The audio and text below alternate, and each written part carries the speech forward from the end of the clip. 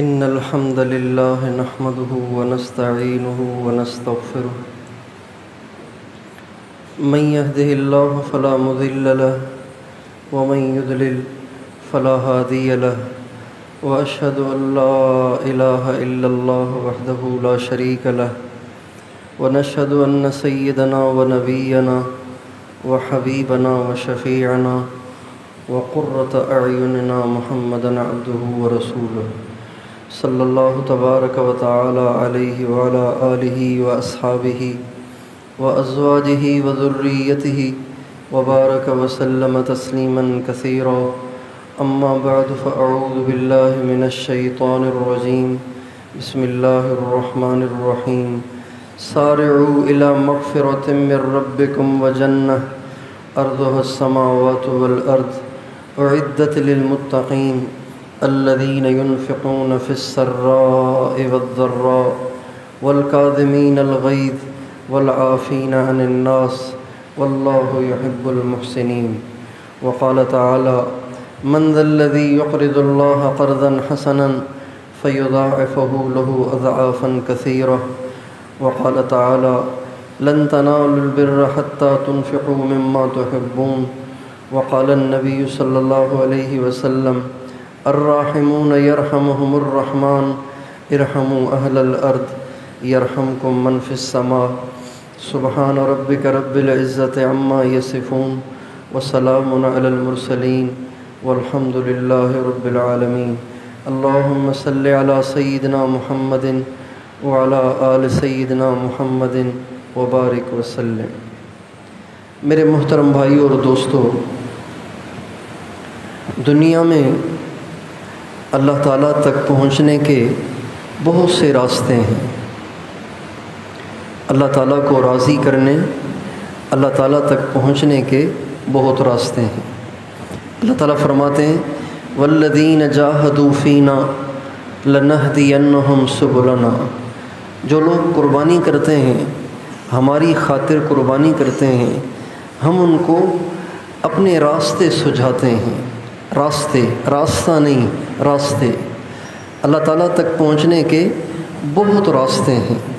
اللہ تعالیٰ کا قرب حاصل کرنے کے بہت سے ذرائع اور بہت سے طریقے ہیں، لیکن سب سے زیادہ قریب ترین راستہ، سب سے زیادہ قریب ترین راستہ، سب سے زیادہ شارٹ کٹ، سب سے زیادہ جلد اللہ تک پہنچانے والا راستہ وہ اللہ کے مخلوق کے ساتھ ہمدردی اور خیر خواہی ہے.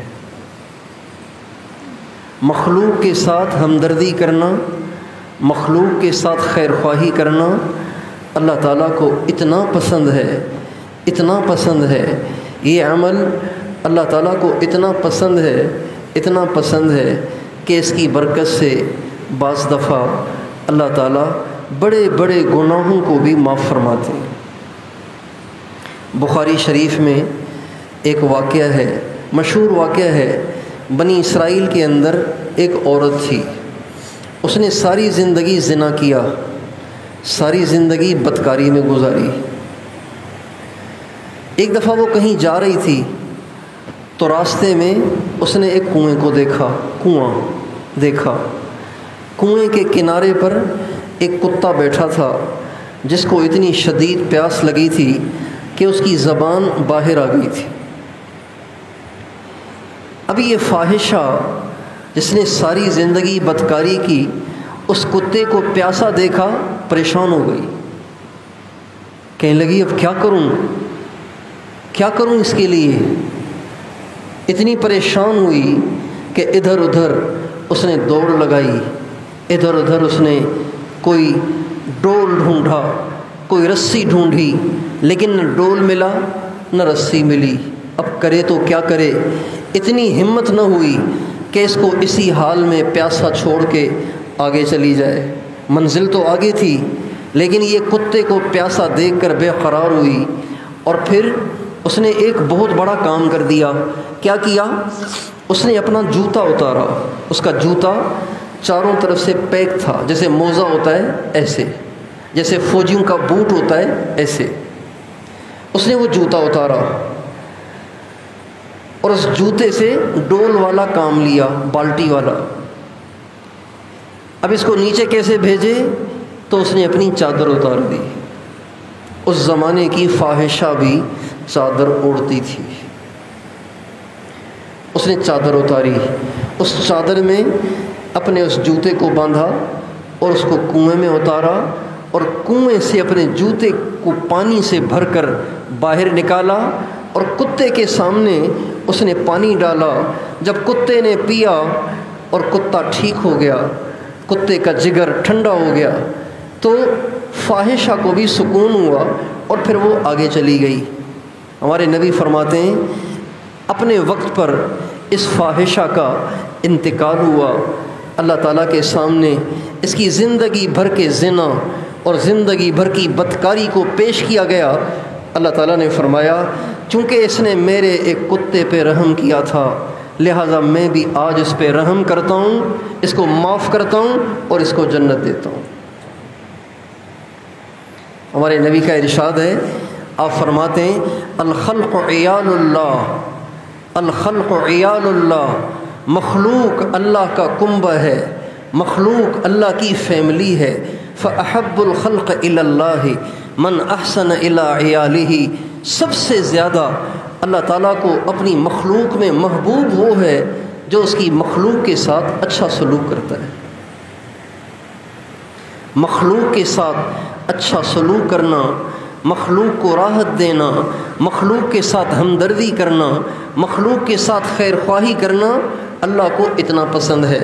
اور اس کے بالمقابل ہمارے نبی نے بنی اسرائیل کی ایک عبادت گزار عورت کا بھی واقعہ بیان فرمایا۔ وہ بڑی عبادت گزار تھی، تہجد گزار تھی، شب بیدار تھی، اللہ کو راضی کرنے والی تھی۔ اس کے گھر میں ایک بلی تھی، وہ آئے دن اس کا دودھ پی جاتی، اس کا گوشت کھا جاتی، اس کا کھانا خراب کر دیتی۔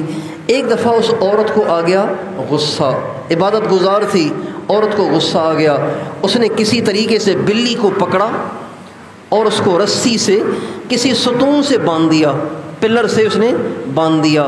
ہمارے نبی فرماتے ہیں اس کم بخت عورت نے نہ اس بلی کو آزاد کیا کہ وہ جا کے زمین سے خس و خاشاک کھا کے اپنے پیٹ کا گزارا کرے، نہ اس نے خود اس کو کھانے کو کچھ دیا۔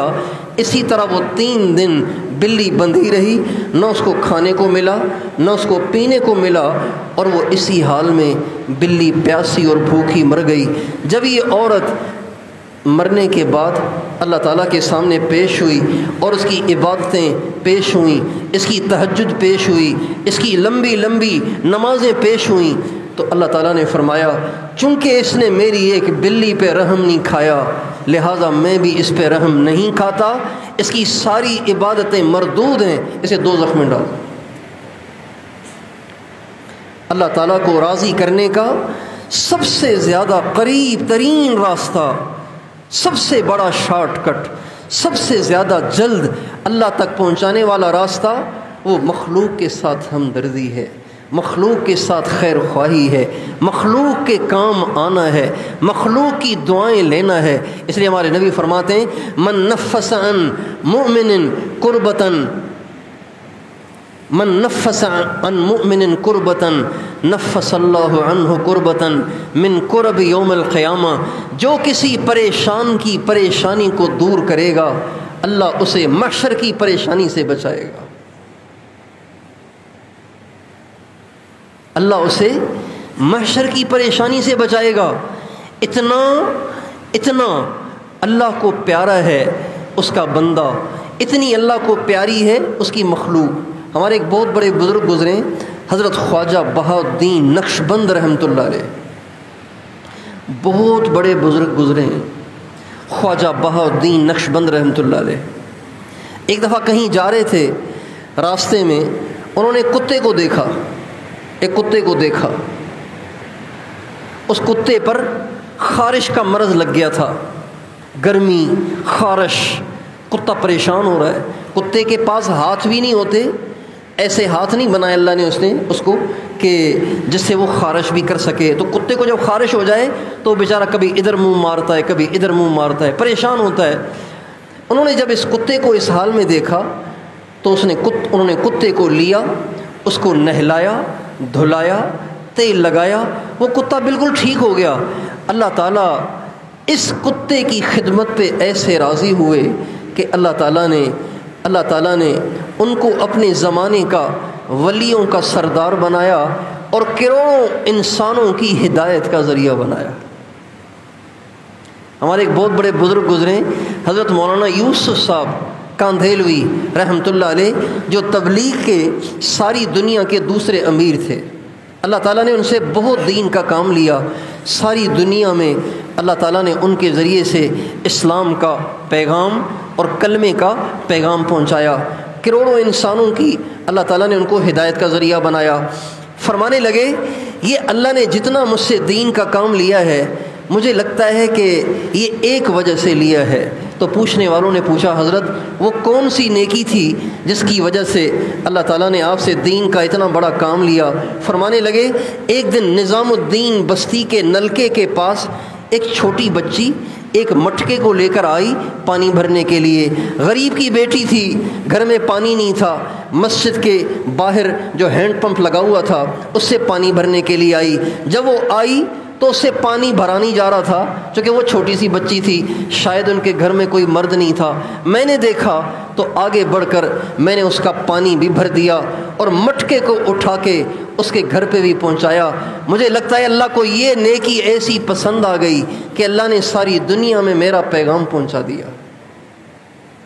مخلوق کو کام آنا، مخلوق کی حاجت پوری کرنا، مخلوق کو خوش کرنا، مخلوق کے دکھ میں اسے کام آنا، یہ اللہ تعالیٰ تک پہنچنے کا سب سے زیادہ قریب ترین راستہ ہے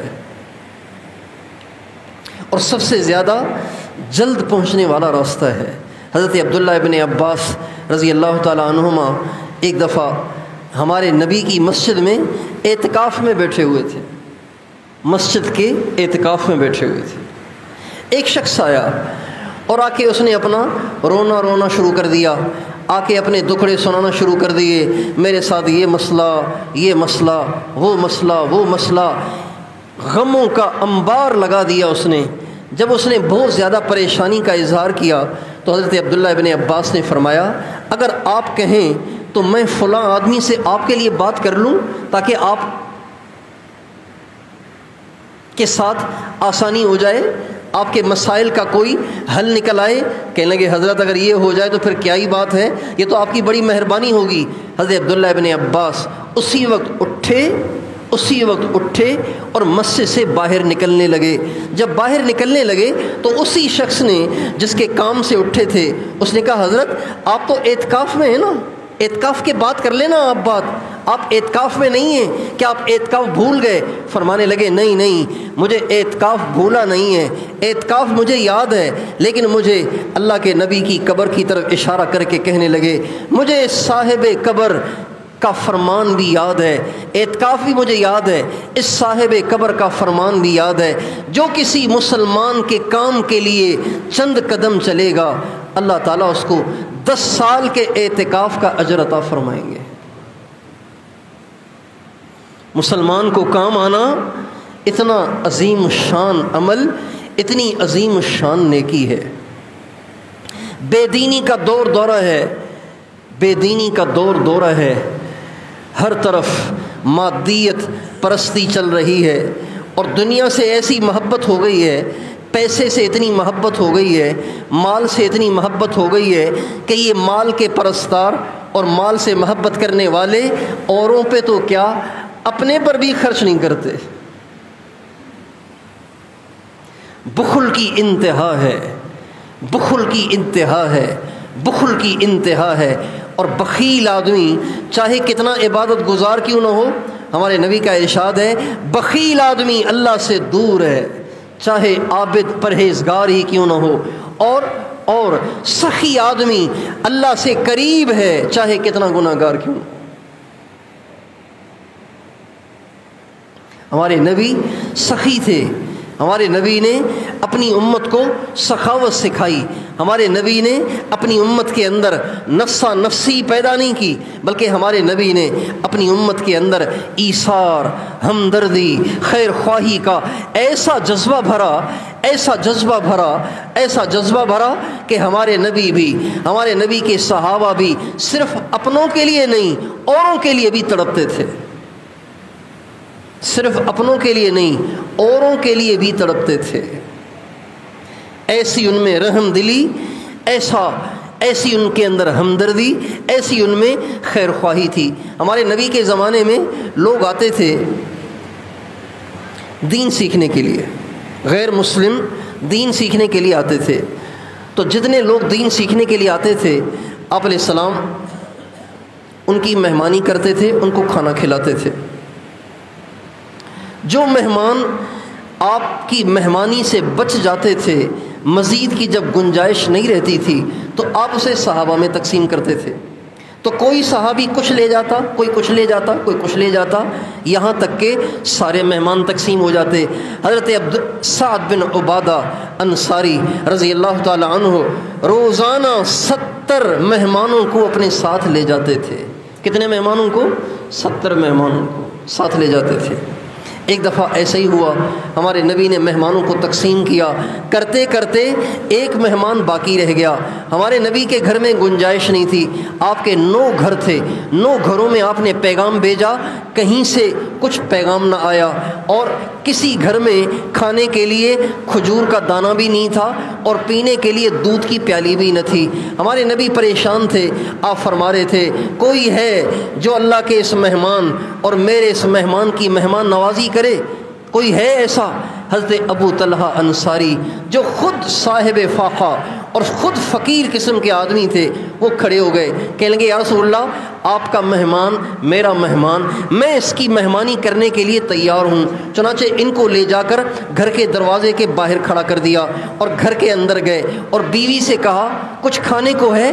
کہنے لگی آج تو کچھ بھی نہیں ہے، بس تھوڑا سا کھانا ہے، وہ میں نے اپنے بچوں کے لیے بچا کے رکھا ہے، باقی آپ نے بھی فاقے سے سونا ہے، میں نے بھی فاقے سے سونا ہے، آپ نے بھی بھوک سے رات گزارنی ہے، میں نے بھی رات کو بھوک سے گزارنا ہے، اور بچوں کے لیے تھوڑا سا کھانا رکھا ہے۔ حضرت ابو طلحہ انصاری کی سخاوت پہ قربان جائیں، فرمانے لگے اپنی بیوی سے کہ بچوں کو بھی بہلا پھسلا کے بھوکا سلا دو اور یہ کھانا مہمان کے لیے رکھ لو، اللہ کے نبی کا مہمان کھائے گا، اللہ راضی ہو جائیں گے۔ پھر فرمانے لگے، اپنی بیوی سے فرمانے لگے جب ہم کھانا رکھیں گے تو یقیناً مہمان ہمیں بھی کہے گا کہ بھئی تم بھی تو کھاؤ، تم بھی تو کھاؤ، تو ہم بھی مہمان کے کہنے پر اس کے ساتھ بیٹھ جائیں گے، لیکن کھانا چونکہ اتنا نہیں ہے کہ ہم بھی کھا سکیں، مہمان بھی کھا سکے، اس لیے جب کھانا رکھا جائے اور ہم بھی بیٹھ جائیں، تم چراغ کو ٹھیک کرنے سے ارادے سے اٹھنا اور پھونک مار کے اسے بجھا دینا تاکہ اندھیرا ہو جائے، ہم منہ چلائیں گے، مہمان کھانا کھائے گا، اللہ راضی ہو جائے گا۔ چنانچہ ابو طلحہ انصاری نے ایسے ہی کیا، مہمان کو اندر لائے، کھانا سامنے رکھا، بیوی اٹھی چراغ کو ٹھیک کرنے کے ارادے سے اور اس کو بجھا دیا اور اندھیرا ہو گیا۔ ابو طلحہ منہ چلاتے رہے، ام سلیم منہ چلاتی رہیں اور مہمان کھانا کھاتا رہا۔ کسی کو نہیں پتا چلا کہ ابو طلحہ نے آج کتنی بڑی قربانی کی ہے۔ جب ابو طلحہ انصاری صبح کو نبی کریم صلی اللہ علیہ وسلم کے پیچھے نماز پڑھنے کے لیے آئے، آپ نے فرمایا ابو طلحہ تیری رات کی مہمانی اللہ کو بڑی پسند آئی ہے، اور تیری شان میں اللہ نے قرآن پاک کی آیت اتاری وَيُؤْثِرُونَ عَلَىٰ أَنفُسِهِمْ وَلَوْ كَانَ بِهِمْ خَصَاصَةٌ۔ میرے نبی کے صحابہ کے اخلاق کے کیا کہنے کہ خود بھوکے سو جاتے ہیں، مہمان کو کھانا کھلاتے ہیں۔ یہ ہمارے نبی کی تربیت تھی، یہ ہمارے نبی کی تربیت تھی، یہ ہمارے نبی کی تربیت تھی کہ ہمیشہ صحابہ اوروں کو ترجیح دیتے تھے، خود پریشانی سہ جاتے تھے، خود پریشانی برداشت کر لیتے تھے۔ آپ علیہ السلام کا ارشاد ہے لیس بالمؤمن الذی یشبع وجارہ جائع، وہ شخص مومن نہیں ہو سکتا، غور سے سنیے گا، وہ شخص مومن نہیں ہو سکتا جو خود تو پیٹ بھر کے کھانا کھائے، اس کے پڑوس میں کوئی بھوکا سو رہا ہو، مومن نہیں ہو سکتا۔ چاہے عشاء بھی پڑھی ہو، تہجد بھی اٹھ کے پڑھ لے، لیکن خود پیٹ بھر کے سویا ہے اور پڑوس میں کوئی بھوکا سو رہا ہے، ہمارے نبی فرماتے ہیں ایسا نفسا نفسی کا آدمی یہ کبھی مومن نہیں ہو سکتا۔ اس لیے کہ ایمان انسان کے اندر اوروں کا احساس پیدا کرتا ہے، اوروں کے لیے رحم دلی پیدا کرتا ہے، اوروں کے لیے ہمدردی خیر خواہی پیدا کرتا ہے۔ چنانچہ آپ علیہ السلام کا ارشاد ہے الراحمون یرحمہم الرحمن ارحموا اہل الارض یرحمکم من فی السماء، رحم کرنے والوں پہ رحمان کو بھی بڑا رحم آتا ہے، تم زمین والوں پہ رحم کرو، آسمان والا تم پہ رحم کرے گا۔ میرے دوستو، ایمان کا تقاضا ہے اوروں پہ رحم کھانا، اوروں کے کام آنا، اوروں کی راحت رسانی کا باعث بننا، اوروں کے لیے آسانیاں پیدا کرنا اور اوروں کی دل آزاری کرنا، اوروں کے کام نہ آنا، نفسا نفسی کی زندگی گزارنا، اس زندگی کا ایمان کے ساتھ کوئی تعلق نہیں ہے۔ اور جتنا انسان اللہ کے قریب مخلوق کی خدمت کر کے، مخلوق کی ہمدردی کر کے، مخلوق کی خیر خواہی کر کے پہنچ سکتا ہے، اتنا کسی اور طریقے سے نہیں پہنچ سکتا۔ اس وقت سارے ملک کے اندر امت مسلمہ پہ اللہ تعالیٰ نے ایک حال بھیجا ہے، ایک پریشانی بھیجی ہے، ایک آفت بھیجی ہے، ایک بلا بھیجی ہے، ایک تکلیف بھیجی ہے۔ ہر طرف سیلاب ہی سیلاب، پانی ہی پانی، اور گھر گھر کے گھر بہہ گئے، بستیوں کے نام و نشان مٹ گئے، اور یہ پانی گھروں کو بہا کر لے گیا اور جانوروں کو بہا کر لے گیا، گھر کا ساز و سامان بہا کر لے گیا، اور دنیا میں لاکھوں اس ملک میں ایسے مرد، عورتیں اور بچے ہیں جو بیچارے کئی دن سے بھوکے ہیں۔ امداد کرنے والے امداد کر رہے ہیں، مدارس کے لوگ ماشاءاللہ ان متاثرہ علاقوں میں پہنچے ہوئے ہیں، علماء پہنچے ہوئے ہیں، طلباء پہنچے ہوئے ہیں، اور یہ اہل دیندار طبقے کو اللہ تعالیٰ نے اس کی توفیق عطا فرمائی ہے کہ یہ دیندار طبقہ ماشاءاللہ ایسے علاقوں میں پہنچا ہوا ہے۔ لیکن جتنے علاقے متاثر ہیں اتنے علاقوں میں یہ امداد والے ابھی نہیں پہنچ پائے۔ ابھی بھی ہزاروں بچے ایسے ہیں جنہوں نے کئی دن سے کچھ نہیں کھایا۔ ان کی مائیں اپنے آپ کو سنبھالیں، اپنے بچوں کو سنبھالیں، اور اپنی عزت کو سنبھالیں، اپنے برقعے کو سنبھالیں۔ عجیب و غریب ایک حال اس امت پہ آیا ہوا ہے۔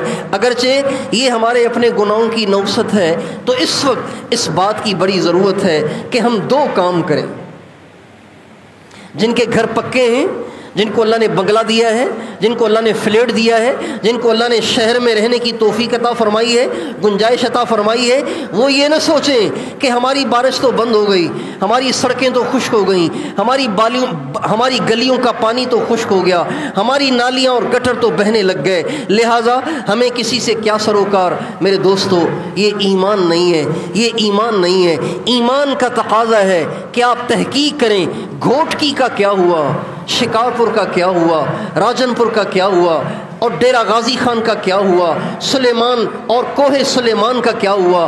اور ابھی مجھے جمعے کی بیان سے پہلے سوات کے دوستوں کا فون آیا کہ بحرین کا جو ڈیم ہے وہ ٹوٹ گیا ہے، بحرین کا ڈیم ٹوٹ گیا ہے، اور سوات شہر کے بھی ڈوبنے کے خطرات ہو گئے ہیں، اور حکومت نے اس کو ہائی الرٹ کر دیا ہے۔ اور وہ جو دریائے سوات ہے جس میں تھوڑا تھوڑا پانی نیچے سے جا رہا ہوتا ہے، وہ ایسے بھر کے جا رہا ہے جیسے کراچی کا سمندر بن گیا ہو۔ تو ہر طرف پریشانی، اور بلوچستان تو سارا ہی ڈوب گیا، ہر طرف پریشانی، ہر طرف مصیبت ہی مصیبت۔ کتنی عورتیں ہیں جو سڑکوں پہ بیٹھی ہوئی ہیں اور رو رہی ہیں، نہ بچوں کو دودھ پلا سکتی ہیں، نہ بچوں کو کھانا دے سکتی ہیں، نہ اپنی عزت اور عفت کو بچا سکتی ہیں۔ یہ وقت ہے جنت بنانے کا، اللہ کا قرب حاصل کرنے کا، اللہ کی محبت کو حاصل کرنے کا۔ خدائے پاک کی قسم جو ایسے موقع پہ مخلوق کے کام آئیں گے، مخلوق کی راحت کا ذریعہ بنیں گے، مخلوق کے لیے راحت رسانی کا باعث بنیں گے، اللہ تعالیٰ ان سے اتنا راضی ہوں گے کہ جتنا ساری زندگی عبادتیں کر کے اللہ ان سے اتنا راضی نہیں ہوں گے۔ تو اس وقت دو کام کرنے کے ہیں، دو کام کرنے کے ہیں جو اس وقت ہماری اشد ضرورت ہے۔ دیکھیں جو حال ان پہ آیا یہ حال ہمارے اوپر بھی آ سکتا ہے۔ اگر یہ کوٹڑی کا دریا اس کا بند ٹوٹ جائے تو یہ وحدت کالونی بچ جائے گی، یہ قاسم آباد بچ جائے گا، اور یہ کراچی کا سمندر اگر امنڈ آئے تو کراچی بچ جائے گا، کیا یہ نوری آباد بچ جائے گا، کیا یہ حیدرآباد بچ جائے گا، کیا یہ سارا سندھ بچ جائے گا؟ اللہ بڑے بے نیاز ہیں، اللہ کی کسی سے رشتہ داری نہیں ہے۔ اللہ تعالیٰ نے یہ حال بھیجا ہے ان کے گناہوں کو معاف کرنے کے لیے، ہماری جنت بنانے کے لیے۔ جن پہ پریشانی آئی ہے، جن پہ سیلاب آیا، جن کے گھر ٹوٹ گئے، قسم کھا کے کہا جا سکتا ہے ان کی زندگی کے سارے گناہ معاف ہو گئے۔ اللہ تعالیٰ حبیب بھی ہیں، اللہ تعالیٰ طبیب بھی ہیں۔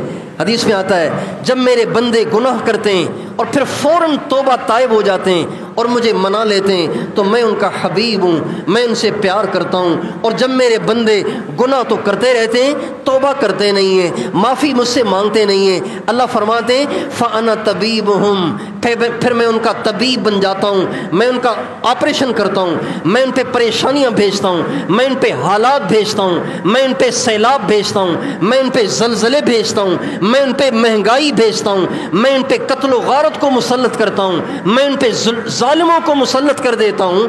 اس کی وجہ سے ان کے گناہوں کی معافی ہو جاتی ہے۔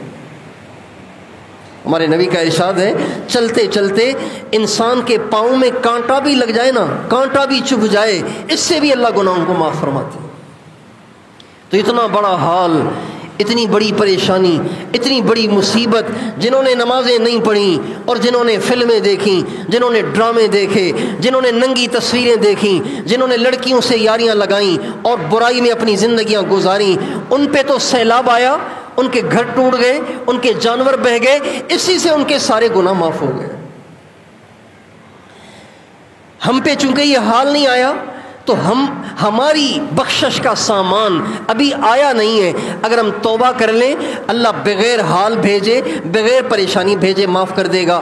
اور اگر ہم ان متاثرین کی امداد کریں، ان کی مدد کریں اور ان تک پہنچیں، ان تک کھانا پہنچائیں، ان تک راشن پہنچائیں، ان کے گھر بنانے کا انتظام کریں، ان کی رہائش کا انتظام کریں، تو یہ ہمارے لیے جنت کا باعث بنے گا، بخشش کا باعث بنے گا، اللہ پاک کی رضا کا باعث بنے گا۔ اللہ تعالیٰ قرآن پاک میں فرماتے ہیں سارعوا الی مغفرۃ من ربکم وجنہ، دوڑ لگاؤ اللہ کی بخشش کی طرف اور دوڑ لگاؤ جنت کی طرف، عرضها السماوات والارض، اللہ کی اس جنت کی طرف جس کی صرف چوڑائی زمین آسمان کے برابر ہے۔ پھر فرماتے ہیں اس میں جائے گا کون؟ اللہ فرماتے ہیں اعدت للمتقین، اس میں صرف وہ جائے گا جو متقی ہوگا۔ اچھا متقی کون ہے؟ اللہ فرماتے ہیں الذین ينفقون فی السراء والضراء والکاظمین الغیظ والعافین عن الناس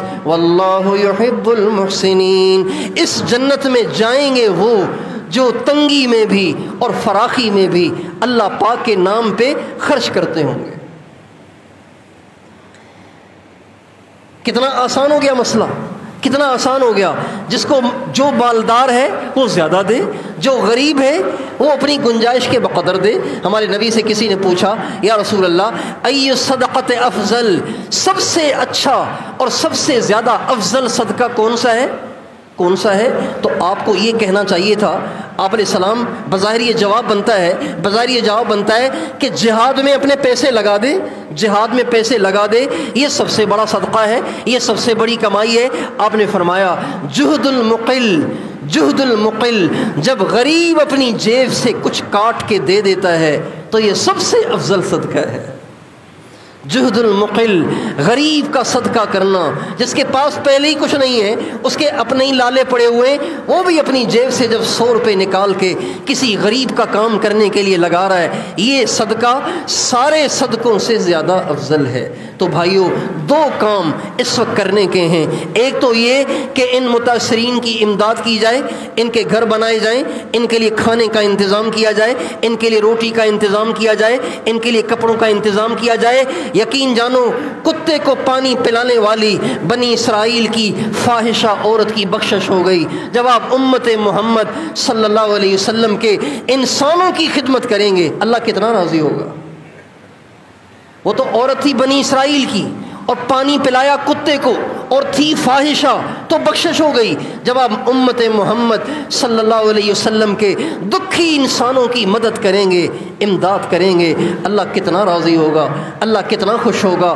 سرکار دو عالم صلی اللہ علیہ وسلم کی روح کو کتنی راحت ہوگی۔ ایک کام تو یہ کرنے کا ہے۔ اس کے لیے آپ کوئی مستند رفاہی ادارے تلاش کریں، کوئی مستند ٹرسٹ تلاش کریں جن کا تعلق دیندار طبقے کے ساتھ ہو اور نیک لوگوں کے ساتھ ہو، معتمد ہوں، قابل اعتبار ہوں۔ جتنا آپ سے ہو سکتا ہے، اور نہیں کر سکتے 100 روپے ہی ان کو پہنچا دو، اور نہیں ہو سکتے تو 1000 روپے ہی ان کو پہنچا دو، اور نہیں ہو سکتے تو 2-4 جوڑے ہی ان کے حوالے کر دو۔ آپ کا کپڑا جب غریب کے جسم پہ جائے گا، ہمارے نبی کا ارشاد ہے، جو کسی ننگے کو کپڑا پہنائے گا، اس کے جسم پر جب تک اس کپڑے کا ایک دھاگا بھی باقی ہوگا، تب تک کپڑا دینے والا اللہ کی حفاظت میں رہے گا۔ اللہ اکبر! ایک دھاگا بھی اس کا اگر اس غریب کے جسم پہ رہے گا، آپ اللہ کی حفاظت میں رہیں گے۔ تو جو جتنا کر سکتا ہو ضرور کرے۔ اس موقع پہ بخل سے کام لینا، کنجوسی سے کام لینا، بے حسی سے کام لینا اور سنگ دلی سے کام لینا، یہ انسانیت نہیں ہے۔ اس لیے میں بھی اس کی نیت کرتا ہوں، آپ بھی اس کی نیت کریں، امیر بھی اس کی نیت کریں، غریب بھی اس کی نیت کریں گے کوشش انشاءاللہ۔ اور اگر ہو سکے اللہ تعالیٰ حضرت مولانا جمیل صاحب کو اس کی توفیق دے کہ سارے مجمع کی طرف سے آئی ہوئی امداد کا کوئی ٹرک بھر کے اس علاقے میں بھیج دیں، اس علاقے میں جا کے اپنے ہاتھ سے بانٹ دیں، تو یہ تو سب سے زیادہ اس سارے مجمع کے لیے قابل اطمینان بات ہو جائے گی۔ تو بھئی ایک کام تو اس وقت ہمارے کرنے کا یہ ہے کہ ان متاثرین کی ہم امداد کریں، کپڑوں سے، پیسوں سے، کھانے سے اور مختلف اشیاء کے ذریعے سے۔ ایک کام تو یہ کرنے کا ہے۔ دوسرا کام جو اس سے بھی زیادہ ضروری ہے وہ یہ ہے کہ ہم اپنی ذات سے گناہوں سے توبہ کریں اور ہر علاقے میں جا کر ان سے گناہوں سے توبہ کروائیں۔ اس لیے کہ یہ جو حال آیا، یہ جو بادل برسے اور یہ جو سیلاب آیا اور یہ جو بستیاں بہہ گئیں اور یہ جانور بہہ گئے اور یہ اتنی بڑی پریشانی جو آئی، یہ خامخواہ نہیں آئی۔ اللہ ظالم نہیں ہے۔ وَمَا اللَّهُ يُرِيدُ ظُلْمًا لِلْعِبَادِ، اللہ فرماتے ہیں میں ظالم نہیں ہوں، اپنے بنے ہوئے بندوں پہ بھلا میں کیسے ظلم کروں گا؟ اللہ تعالیٰ فرماتے ہیں وَمَا كَانَ اللَّهُ لِيَظْلِمَهُمْ وَلَكِنْ كَانُوا أَنفُسَهُمْ يَظْلِمُونَ۔ اللہ کسی پہ ظلم نہیں کرتا، اور اللہ کیسے کسی پہ ظلم کر سکتا ہے؟ بندے اللہ کی نافرمانیاں کر کے اپنے لیے عذاب کا سامان بناتے ہیں۔ اس لیے سب سے بڑی ضرورت امداد سے بھی پہلے اس بات کی ہے کہ ہم خود اپنی ذات سے، اپنے گھر سے، اپنے محلے سے، اپنے علاقے سے اور ان تمام متاثرہ علاقوں میں جا کر اس سارے مجمع سے استغفار کرائیں، توبہ کرائیں، ان کو یہ بات سمجھائیں کہ اتنا بڑا حال آ گیا ہے، اب تو نمازیں پڑھنا شروع کرو، اب تو بے حیائی سے بچو، اب تو اس فیس بک کی لعنت سے بچو، اب تو اس یوٹیوب کی لعنت سے بچو، اب تو ان فلموں سے اور عورتوں سے اختلاط سے اور اس بدکاری اور بے حیائی سے اور اس میوزک سے اور گانے سننے سے اور اوروں کے حق دبانے سے، اوروں کا دل دکھانے سے، ماں باپ سے بدتمیزی سے، اپنے گھر والوں کے ساتھ بدتمیزی سے پیش آنے سے، ان ساری باتوں سے توبہ کرو۔ ہر ایک کو جا کے سمجھانے کی ضرورت ہے، ہر ایک سے استغفار کرانے، توبہ کرانے کی ضرورت ہے۔ اللہ تعالیٰ قرآن پاک میں فرماتے ہیں وَمَا كَانَ اللَّهُ لِيُعَذِّبَهُمْ وَأَنْتَ فِيهِمْ وَمَا كَانَ اللَّهُ مُعَذِّبَهُمْ وَهُمْ يَسْتَغْفِرُونَ۔ اے میرے نبی، جب تک آپ ان میں موجود ہیں میں کبھی ان پہ عذاب نازل نہیں کروں گا۔ یہ تو بہت بڑی گارنٹی ہو گئی، لیکن چونکہ ہمارے نبی دنیا سے تشریف لے گئے، ہمارے نبی اس دنیا سے پردہ فرما گئے، ہمارے نبی حیات ہیں، ہمارے نبی زندہ ہیں، ہمارے نبی مدینے میں موجود ہیں، جو جاتے ہیں ان کا سلام سنتے ہیں، لیکن ہماری آنکھوں سے اور اس دنیا سے وہ مخفی ہو گئے، پوشیدہ ہو گئے، پردہ فرما گئے۔ اللہ تعالیٰ فرماتے ہیں آپ کے دنیا سے جانے کے بعد جب تک آپ کی امت مجھ سے معافی مانگتی رہے گی، استغفار کرتی رہے گی، میں پھر بھی ان کو عذاب نہیں دوں گا۔ اگر سارا پاکستان ایک دفعہ تصویر لے کر بیٹھ جائے اور اللہ سے کہے لا الہ الا انت سبحانک انی کنت من الظالمین، اے اللہ تیرے سوا کوئی نہیں، تو پاک ہے، تجھ میں کوئی عیب نہیں ہے، اے اللہ میں ظالم ہوں، مجھ سے گناہ ہو گئے، تیری نافرمانی ہو گئی، مجھے معاف کر دے۔ سارے پاکستان کی عوام اگر یہ آیت کریمہ شروع کر دے، اللہ سے معافی مانگنا شروع کر دے، خدائے پاک کی قسم اللہ آج بھی وہ کرے گا جو اللہ نے نوح علیہ السلام کے زمانے میں کیا۔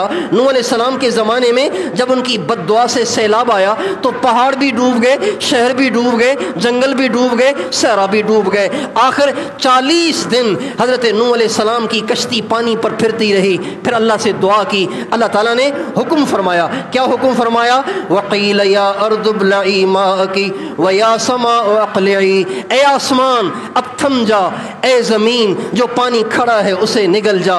اللہ کا امر آیا، آسمان تھم گیا اور پانی زمین میں غائب ہو گیا۔ اگر سارا پاکستان اور ساری پاکستان کی عوام سچی بات ہے توبہ کر لے، اللہ سے معافی مانگ لے، نمازوں کے اہتمام کی نیت کر لے، نمازوں کی پابندی کی نیت کر لے، ماں باپ کی خدمت کرنا شروع کر دے، اپنی بیویوں سے بدتمیزی کرنا چھوڑ دے، کوئی کسی کا حق نہ کھائے، اور برائی سے، فحاشی سے، بدماشی سے، زنا سے اور رشوت سے اور جھوٹ سے، بددیانتی سے، ان سارے گناہوں سے توبہ طائب ہو جائے، خدائے پاک کی قسم اللہ آج ان کے پانی کو خشک کر دے گا اور بادلوں کو روک دے گا۔ اس لیے ہم اور آپ اپنی ذات سے بھی توبہ کریں، اپنے گھر والوں سے، اہل و عیال سے، رشتہ داروں سے، سارے علاقے سے توبہ کرائیں، اور ان علاقوں میں جا جا کے ان کی امداد بھی کریں اور ان سے استغفار بھی کرائیں، ان سے توبہ بھی کروائیں۔ تو بھائی تیار ہیں انشاءاللہ؟ سچی توبہ کرتے ہیں انشاءاللہ؟ سچی توبہ کرتے ہیں انشاءاللہ؟ سچی توبہ کرتے ہیں انشاءاللہ؟ میں بھی کرتا ہوں، آپ بھی کر لیں، ہر ایک سے توبہ کرائیں تاکہ اللہ تعالیٰ کی رحمت متوجہ ہو اور امت پہ اللہ تعالیٰ آسانی فرمائے۔ سنتیں پڑھ لیجیے۔